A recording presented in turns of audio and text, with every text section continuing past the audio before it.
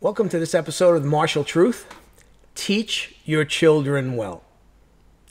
Before we move on to the topic at hand, I just want to mention again, we've started memberships for the channel. Included with membership, you'll get this podcast a few days before everybody else does. If you're a member, also the podcast the members get is commercial free. There's no commercials. All the membership videos are commercial free. We're up to almost 30 members already, right? It's only been going for a week, so I'm quite happy. But obviously I'd like to see more. We already have videos up for 4 of the different arts I teach, okay? And there'll be new videos literally dropping every week, all right? I just filmed some stuff today, so there's a lot of stuff, to come, all right? Again, they're all instructional in nature. It's not just me walking through the kata, it's me actually teaching you how to do the kata, how to move, right? I just filmed today the first self-defense one. So that'll be coming probably sometime this week for the membership side. And I'm hoping instructors will use that, as techniques that they can teach in their various classes, all right? Self-defense is a general topic. It's not style specific. So, and I start with something simple, just wrist grabs, all right? And then we'll go on from there and delve into every area of self-defense. So I hope you'll consider joining the channel. It's $2.99 a month, okay? Down the road, we'll do some live streaming stuff that'll also go with the channel. So please consider it. Thanks. So topic at hand, teach your children well. My wife used to be a doctor. And when we moved out here, she retired from being a doctor. She decided she didn't want to be done working, so she decided, I'm going to do some substitute teaching. So she's a substitute teacher at one of the charter schools out here. She goes in a couple of days a week. So school started this week out here in Arizona, and she went in, and she happened to be covering a kindergarten class. So at the end of the day, you had some of the kindergartners that were going home and getting picked up by their parents. You had other kindergartners that were going to after school because their parents work, and then their parents come and pick them up. So my wife needed to know which were getting picked up, which kids were staying for the after school program. The only way she could know that is she had to look up the child and see who was doing what. So she was asking various kids, what's your last name? Many of the kids did not know their last name. Okay. So this is kindergarten, all right? So parents, you have a responsibility. Hence, teach your children well. The line from the old Crosby, Stills, and Nash song. Okay, so teach them well. That's your job. Don't rely on others to teach your children foundational things that they need. A child of that age should know his full name, should know at least one parent's phone number, and should know his address. And any parent that's watching this, martial arts instructor that's watching this, okay, that thinks a child at that age can't memorize those things, well, I'm telling you they can. How do I know they can? Because once a year in my school, I would sit all the kiddies down, and I'm teaching children over 40 years.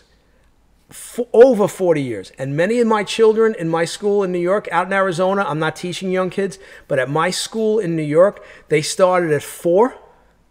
And, many of them stayed with me till they went off to college. All right? So the 4-year-olds, we'd sit down once a year. I'd sit all the kids down, and I'd tell the senior kids, you're not allowed to answer these questions. And I point to one of the newer kids who's little, and I say, okay, what's your full name? And I might get this look. Okay, what's your phone number? What's your address? Okay, go to another kid, Go to a kid, knows his full name, knows his phone number, knows his address. I say right away, parent has taught the child well. Other parents, not so much. So now, obviously, a parent has to come into the school to pick up the child. So what I would do is grab the parents and say, your son doesn't know his full name. Your son doesn't know your phone number. And the parent would get indignant and say, oh, yes, he does. I'd say, okay. I'd bring the child over. I'd say, what's your address? He'd look at me like I have 6 kids. I'd look at the parent. Well, he knew it. I said, okay, well, you've got to make sure he knows it. What if he's lost? And I know what you're thinking. If you're thinking, well, no, I'm always watching my child. I never take my eyes off him. Okay, folks, let's be realistic here. It can happen to any single one of us, all right? So you need to drill your child that he knows those things, and every once in a while you need to ask him to make sure he still knows it. If your child gets lost and the police officer or the Good Samaritan, says to your child, are you lost? And your kid's probably going to be crying. He's going to say, yeah, I can't find my mommy or my daddy. What's that person going to ask them? What's your mom's phone number? I'll call them. The child looks at him like this. Okay, we got a problem. All right, what's your parents' address? Now they call the police. You're not able to tell them either. Now it's going to take quite a while before they can track down. And it's usually going to be because the parent is in a panic and calls the police, and then they finally get put together. What if, God forbid, your child's taken, okay, and he manages to get away from the person that's taken him? Your child needs to know this basic information. It's vitally important, okay? So please, parents, make sure you teach your children. And martial arts instructors, if you're teaching children, I know many of you want to get the test fees, and I know many of you are worried about your monthly dues, but you have a responsibility. You have to teach these children what they need to do to protect themselves. So this is part of your responsibility. It's not just all about kicking and punching, okay? So, some other things. Teach your children well. So, for the martial arts instructors, any activity that involves children, child predators, try to find their way in there, okay? We've obviously seen the Catholic Church scandal. We've seen the Boy Scout scandal. At least once a month, I see a martial arts school involved in a molestation or rape scandal. Okay, so let's talk about this. So in my school, a parent once said to me, some instructor in Long Island was arrested for molesting a child. Okay. And the parent said to me, it was in the newspapers, the parent said in front of a couple of my senior black belts, well, how do you know that couldn't happen here? So before I could answer, my senior black belt said, well, fear of death. Because if Sensei found out, the police would be the least of that person's problems. And that would be correct, right? But here's what I don't do. I owned a storefront commercial school for 35 years in New York. I didn't hire instructors off the street that I didn't know, okay? I adopted many Ishinryu black belts that started with other instructors that for whatever reason decided they wanted to train with me, or they had moved and were no longer near that dojo and they were looking for a dojo. So when I adopted that person, I didn't say to that person in the first week, hey, you want to teach some kids classes? No. I mean, I don't know this person yet. I have to see what this person's all about. I have to hear them talk. I have to see how they act. Like, if they come down early maybe and they're helping with the kids, I have to watch them closely. I have to see how they interact with people in the dojo, you know? And then as the years go on and I talk to them and I get to know them really well, well, then that changes, okay? The people that come up with me through the ranks, those people I know years and years and years. So we're looking at what? A minimum of 3 to 5 years to make Shodan, first degree black belt. okay? So I'm getting to know them well, you know, and in my dojo, many of the senior people are police officers, retired or active, okay? And a lot of those people, you know, when someone would come in to think about joining the school, you know, if that person had an ulterior motive, when they heard that, you know, there's so many law enforcement people training there, they're out the door. And that could be someone that's maybe looking to learn to hurt people, or maybe someone that's looking to get to get access to the kids, okay? So this is important. So you that have full-time schools, if you're going to hire someone, if you're going to do a want ad, I need a martial arts instructor, and you're going to have these people come in and interview them, okay? Well, you better run background checks. And if you have to pay to have that background check run, you better run it. I'll give you a story. So years ago, I'm not going to name his name because it wasn't his fault. He was just foolish and made a big mistake. There was a guy who was writing lots of articles that were showing up in all the magazines. This is like 30 years ago. And, you know, a little bit of a scam, because a lot of times he'd write articles and then all of a sudden he'd get promoted in that art, all right? But whatever. So he's writing these articles.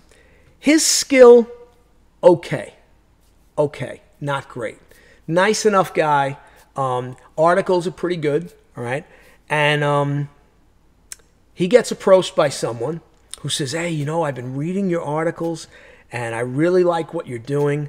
I'd like to put up the money for you to open up a school, and you can train me too, and then I'll be one of the instructors. So he's like, oh my God, look at this guy. This guy's offering me money. He's going to put up money to open the school.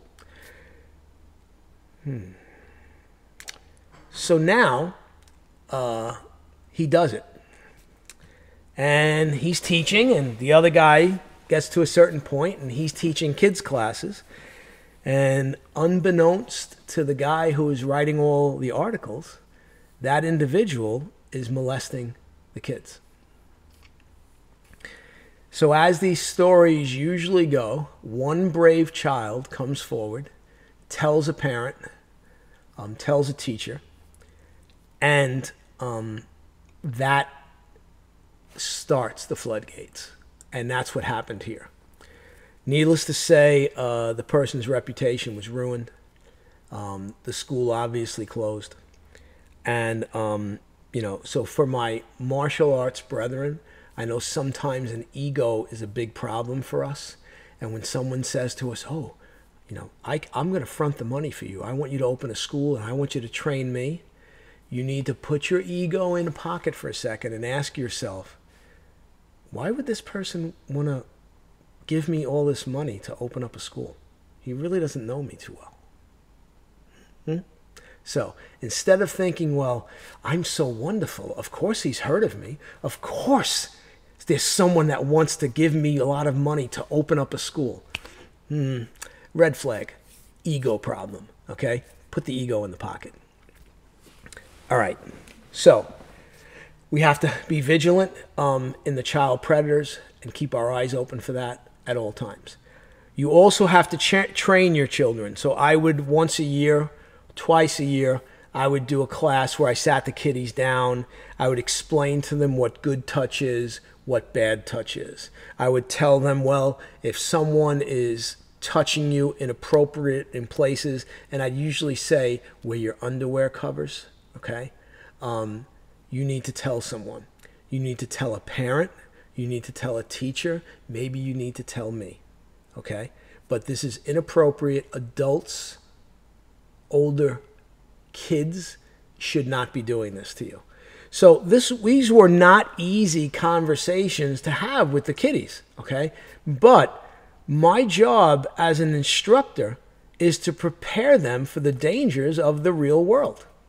So right now I'm asking you, how many of you are in your kids' class, are you talking about these different things? And if you're not sure how to do it, there's plenty of video, I'm sure, out there that show people going over these types of situations and how to teach the children. Another thing I would do it was I would tell the parents and I'd teach the children, you have to have a code word that only you and your parent know and nobody else knows. And if, God forbid, your parent is stuck somewhere, there's an emergency, now they send someone else to pick you up, a neighbor, a relative that you know. Now the only way you're going to go with that person is if that person tells you the code word. Okay? So this is a good thing for parents to do. This is a good thing for instructors to teach the parents in the school. Another way for them to protect their children. Not that some guy shows up at the school and says, oh, yeah, I'm here to pick up so-and-so. And, you know, maybe it's a neighbor you don't really know too well, but you've seen him, so the child's like, oh, yeah, this is Mr. So-and-so. Yeah, but you don't know that Mr. So-and-so is a child predator. So it's important to build these safeguards so that children understand these things and that parents understand them. So again, parents, teach your children well.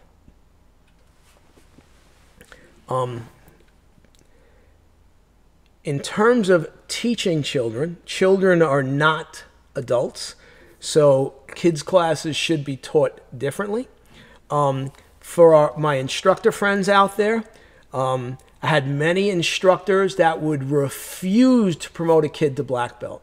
Well, if I had a kid that started at 4, and then by 8 to 10 years old, he knows the curriculum, and he can perform the kata. And you can see on YouTube, there's kata of my own son at 8 or 9 years old performing his Ishinryu kata for his black belt test, right? Black belt is just another step in the process. So this idea, well, a person has to be 16. Oh, why? Right? Now you're saying that kid that starts at 4, he's stuck at brown belt for whatever. Or maybe you make him a junior black belt, right? I look at Shodan as just a step, okay?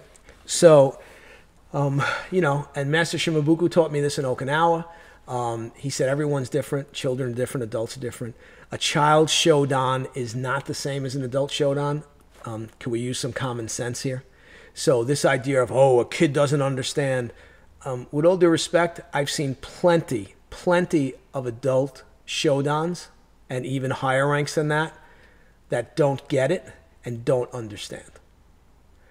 So if you want to foster that long-term relationship with a student where that student starts with you at a young age, and your goal when he's a child is to get him to make it to the adult class where you can start teaching him real martial arts.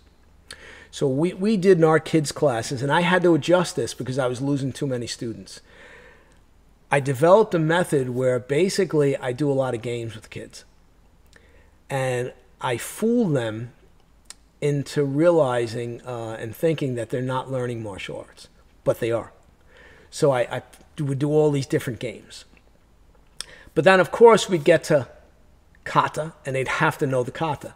So the requirements in Ishinryu in my dojo for kata is, for black belt, is 8-hand kata, 2-weapon. The kids had the same requirement. The kid test was exactly the same as the adult test, all right? Exactly the same. But obviously he's a kid, okay? But when I showed my son's full black belt test to a very, very senior Goju sensei who believed full boat that you should not promote kids to black belt, had to close his school because he didn't have enough students, wants to maintain that traditional way, When he saw my son's black belt test on video, he said, I have to say you've totally changed my opinion. I can't believe how your son performed. And I understand he's a kid, and I understand, but I can't believe his technique. I can't believe what he did and how well he did it. So he told me I changed his opinion. So we want to stick to tradition sometimes so much. And sometimes we need to realize that times have changed. So again, what I do is I fool the child into not realizing he's learning martial arts. Now that child sticks around and, you know, maybe at 11, but usually at 12, I say, okay, at 12, automatic, they go to the adult class. If they're big at 11, and their skill is better, they may go in early, but usually around 12 they go into the adult class. They immediately realize they go from being the strongest in the kids class to pretty much being the weakest in the adult class, which is good because, again, knocks that ego back a little bit. Now they've been manhandling all the other kids because they're the senior one. They really know what they're doing. Now they get in the adult class. They're like, oh my God, there's a lot of people here. So even my own children who eventually went into the adult class, it was always funny. First thing that my kids would say, they'd get home and say to my wife, boy, the adult classes Dad teaches them, they're very different from the kids' classes. Wow, what a difference. And then sometimes they'd say something funny like, yeah, and Dad curses in the adult class, right? So my wife would get a good laugh, right? So I had someone say to me once that, and I would get this a lot in New York from people that had traditional schools or that used to have traditional schools, and they'd say, Mike, we don't understand how you have so many adult students. My school always had more adults than kids. And I'd say, well, because I teach adult classes. And they'd look at me and go, I teach adult classes. And I'd say, no. You follow the marketing plan. So you teach your adult classes the same way you teach your kids' classes. And they'd look at me. And I'd go, my adult classes are not about sport. They're serious. They're about life and death. I want people to develop a serious mind. Most of the adults coming to me are not interested in going and competing in a tournament. Some of them are older. That's not what they're doing martial arts for. Most of them walk in the door for two reasons. Number one, they want to learn a little bit of self-defense. Number two, they want to stay fit, okay? So my adult classes are geared towards adults. When I'm teaching fighting stuff, application, self-defense, it's serious business, okay? It's not bouncing around, putting on pads, playing a game of tag. I don't even do that type of sparring in my adult classes. So in my kids' classes, though, they put on the pads. They do that kind of sparring. Why? I want the child to develop a fighting spirit. So again, children I'm teaching one way, adults I'm teaching a different way because everyone's different. I don't have a time requirement for a child. A kid walks in the school, he's picking up those basics, right? Within 3 weeks, 4 weeks, if he's got those basics, he's testing for his first stripe. I start teaching him Seisan, he picks it up, another month goes by, he's got that first kata, he can stand up and do it by himself, I'm promoting him again, knowing that eventually it's going to slow down, okay? But again, those first few promotions, I don't expect much from the child, and again, I'm varying it. A 4 to 6 year old, I don't expect to be able to pick up as quickly as a 6 to 8 year old, so I'd be a little more lax in the requirement for promotion. Then you get to 8 to 10. Now the reins are a little tighter. Now you get 10 to 12. Yeah, they got to look pretty good. Okay? So again, I'm basing it on the age range. All right? So in doing that, I had a very successful child program. Many of the kids stayed and made black belt. Many of the kids stayed and went on to the adult class and stayed with me. Many of them stayed until they went off to college. And some come back and then some don't. But what I will say is all those children have become very successful. They're all successful. They went to good schools. They're successful in their careers, okay? And most important, they turned out to be people of high moral character, all right? And that's important. So, again, you need to realize that if you're the sensei in the school, if you have someone that's teaching children's classes, it's on them to look a certain way. It's on them to act a certain way so those kids think, wow, look at this guy. I'd like to be like him. Quick story. I had a teenager that was helping me teach kids classes. Doing great. Good kid. Nothing wrong with him. Turned out to be a great kid, school teacher, phenomenal person. But he decided he's going to dye his hair green. So I said, what's up with the green hair? He says, I just decided I'm going to dye my hair green. I said, okay, well, you can't teach kids classes. He says, what? I says, Daniel, with all due respect, you need to understand that you represent me. and you represent the school. This is America. You can dye your hair. You can do whatever you want. But if you're going to represent me and you're going to represent the school, we have to present a certain image to parents. We want parents to look at us and say, wow, these guys are role models. We don't want a 4-year-old going home and telling mom or dad, I'd like to dye my hair. Okay? So again, you may say, oh, well, Calandra, you got to lighten up. Okay, well, where does it end? Where does it end? Right? We're a role model, right? We're doing an elite thing, a martial art, right?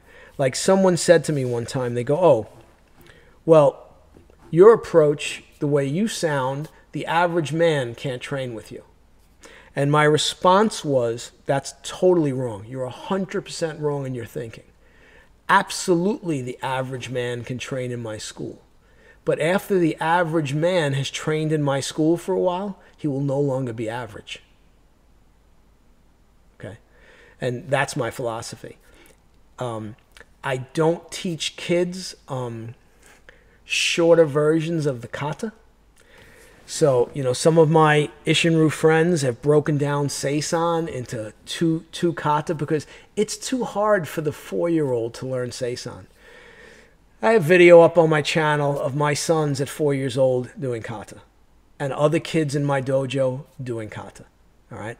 And, you know, I don't believe that kids can't learn. I believe that kids can learn. They can learn the kata. I had 8-year-olds that knew the first bow kata. I had 8-year-olds that knew kusanku. These are long kata. They're a little more difficult, all right? You know, to give you an idea, remember, I teach multiple arts. So if we just look at the Okinawan arts, Ishinryu Karate and Mariyoshi Kobudo. So I had children's classes for both of those. Okay. So I'm talking there's 8-year-olds that have several Ishinryu kata and can go out and do them well. And they have several Mariyoshi weapons kata and can go out and do them well. Now realize, Mariyoshi, you learn a bow kata first, then sai, then a tuifa, a tonfa, or tonkwa, the way we refer to it as Mariyoshi, and nunchaku. So, and then you're going back to a bow, then a sai.